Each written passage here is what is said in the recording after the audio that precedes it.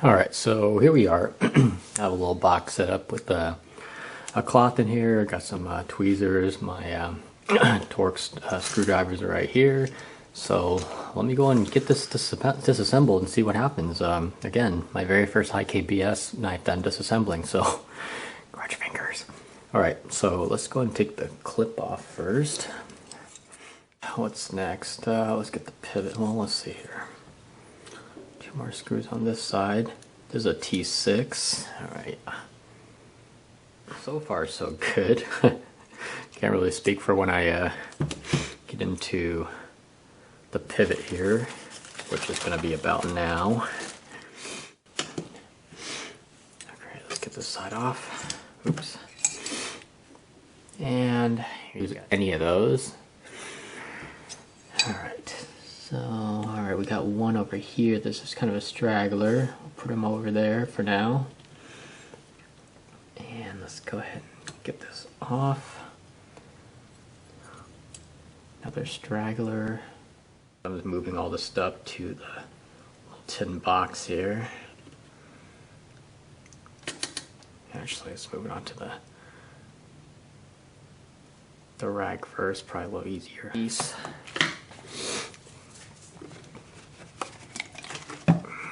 Here we go. Get this, well, look at this. Look at that. Unbelievable. And you wonder why this thing doesn't flip.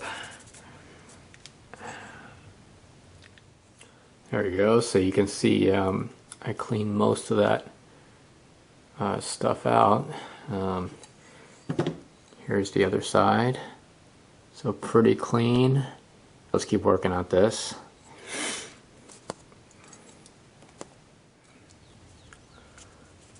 So what I plan to do later on when I start working on sharpening the blade and polishing it is I'm probably going to hit this part here with like a 2000 grit sandpaper and just get it nice and smooth, just to give it just to make it a little bit more smoother for the IKBS. So hopefully that'll assist it a little better in deployment. Oh, look at that crap.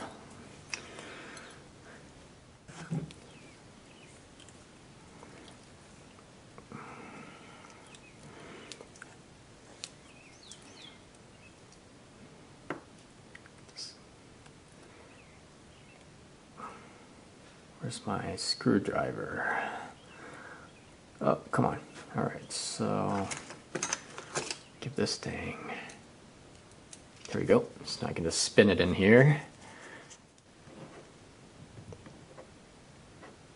There we are. Let's get these all soaked in here.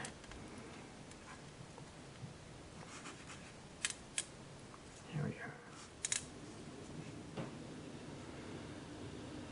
So now the balls aren't actually stuck together anymore, so I gotta be very careful because they will fly off in another direction, I'm sure of it. Okay, so I got all the IKBS balls in a tiny little baggie here. And yeah, make sure you don't pick a baggie that actually has a little hole in the middle of it. So I almost did that. Luckily I caught it.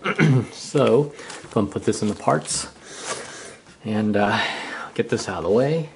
I think the first thing I'm going to do is I'm going to give the pivot area a nice little quick sanding. And because the blade is going to be the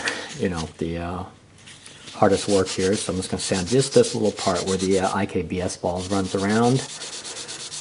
And so what I'm doing is once I sand, I just kind of feel and make sure that it's getting a little bit smoother. And it's not gonna, I can't over sand this, only again because I don't want to make the blade any thinner. Yeah. So we're just gonna give it a nice once over, and 2000 grit sandpaper is not really going to remove too much material, really. So it's just going to remove, if there's any gunk or any other smaller bits of, whatever on it. It's going to just remove it all. So while I'm in here, I'm just going to go ahead and polish off the detemp ball just really quickly. Just a very light polishing because, again, you don't want to take off too much. But I just want to get, because I think I saw some gunk on here as well. So we're just going to make that a little bit better. I think what I'm gonna do is I'm gonna start with 220 really quick. See how well this works right off the bat. And go from there. Readjust the camera. Be right back. All right, let's see how well this actually goes here.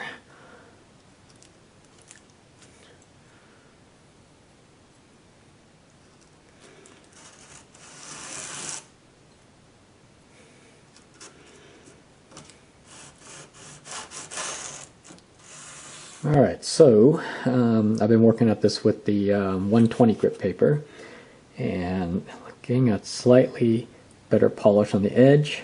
And you know, the cool thing about this zero grind, scanty grind kind of a design is that while you're sharpening it, it's polishing and sharpening at the same time. Because essentially, you know, I'm only pulling the sandpaper like this, so I still got a very good edge on it now, and it's polishing up the grind, or the relief grind here as well.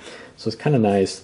It is a little bit of a challenge to kind of keep the same angle, because I am doing it all by hand, and obviously I'm not using any machines, but oddly relaxing, because I guess I am a big weirdo. So am I really crazy to to disassemble, polish, and sharpen my own custom knife? I guess I am.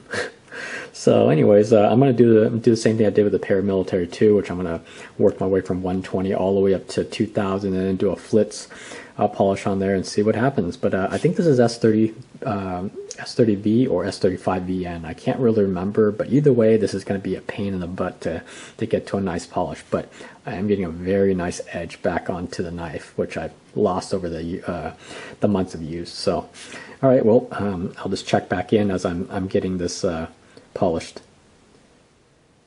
Okay, so I decided to spare you guys the whole sharpening and polishing thing. So I did my normal. I started off from 100 grit, worked my way all the way to 2000, and finally did a final polish with some Flitz. You can see it is a little bit higher polish than what it was stock, but I didn't bother to move, you know, as much stuff up as possible, only because I just wanted it to be nice and smooth. And for the most part, this thing is rather sharp. So here you go, get a little piece off of there.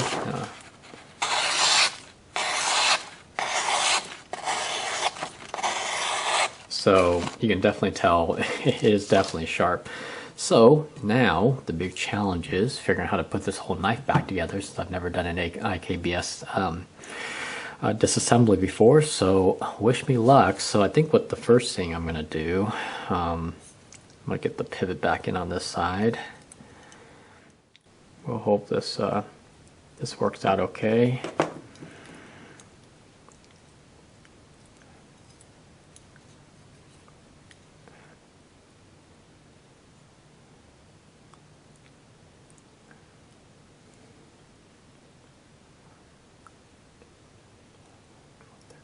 Okay, so you can see, for the most part, I got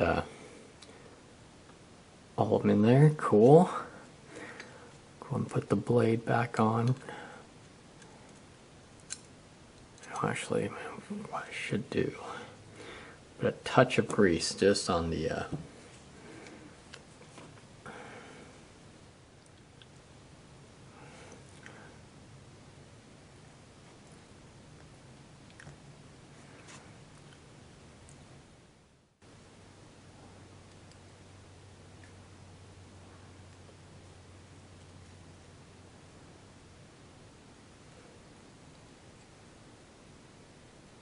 well, I guess the grease might hold it on there. Let's see if I can actually get it on there like this.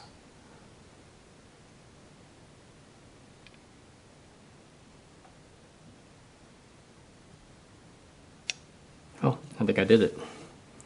Let's get the screw in quickly before I lose my balls again.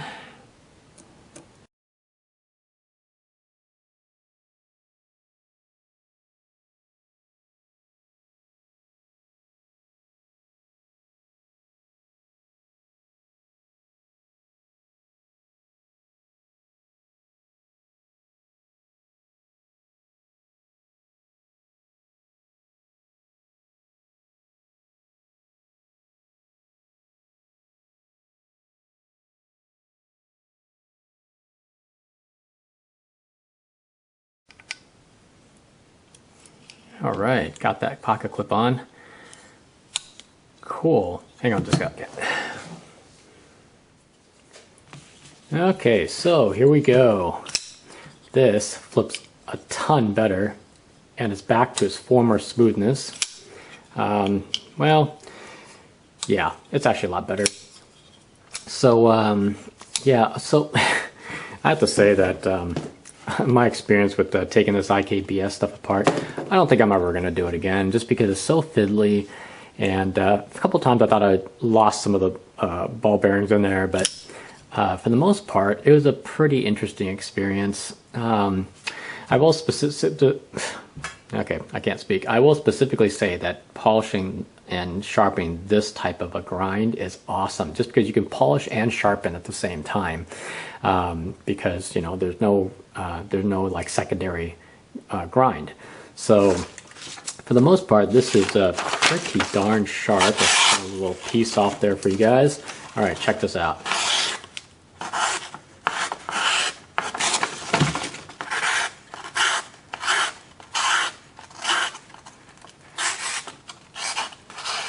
So you can tell it is, you know, it's very interesting and impressive that a knife this thick with such a tiny, shallow grind is actually able to get that sharp. And you know, this is with my stupid sharpening skills, which I literally have almost none. But simply just running the blade back and forth, it's just, you know, polishes and sharpens. I really like that a lot. For the most part, this knife is a little hard to hold on to for daily use, only because the handle is so wide, but then it's also very thin at the same time. If I ever have Pohan make me another one, I'd probably like appreciate a slightly thicker handle, just because it'd be so much easier to wrap my hands around.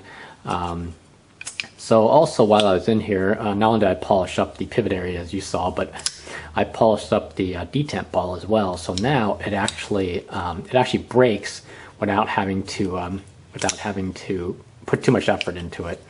And wow, look at this! It's a lot smoother. I mean, I'm pretty sure if I use like frog lube or something else other than the Militech grease or the Militech 1 grease, it probably would have been a little bit more smoother, but I don't have any on hand. So this is the only thing I found in my workshop so far. So, and it seemingly works really well, because it's, you know, as you tell from the beginning of the video till now, it's a lot smoother. And it's now sharpened again. I can start using it. So, all right, well, this has been my disassembly and reassembly, polishing, sharpening, everything maintenance of the Pohan Leu Bluephin. And yes, I was crazy enough to take apart a near $500 knife. I think I paid $475 for it. I can't remember, but this is a full custom knife which I just disassembled and sharpened up and everything. So, I mean, I know a lot of people don't like taking apart custom-made knives and doing anything to them just because it's custom-made. I don't want to mess anything up, and I can appreciate that, and I'm sure the maker of the knife doesn't want you to do that either. But at the same time, this knife is just like any other knife out there. You know, it's got a pivot, got, well, in this case, ball bearings, and titanium handles. The disassembly is pretty much the same as any other production knife out there, regardless of price. So it wasn't too bad. And again, my first experience with IKBS, you know, it's all right. I much prefer cage bearings, obviously, because you don't get your balls rolling all over the table. So anyways, rambled on enough. Please leave a comment below and let me know how I did. And if there's any tips or whatnot, you guys can give me for my next time I try to disassemble a IKBS bearing knife. Aside from that, take care, have a nice day, and I'll catch you all on the next one.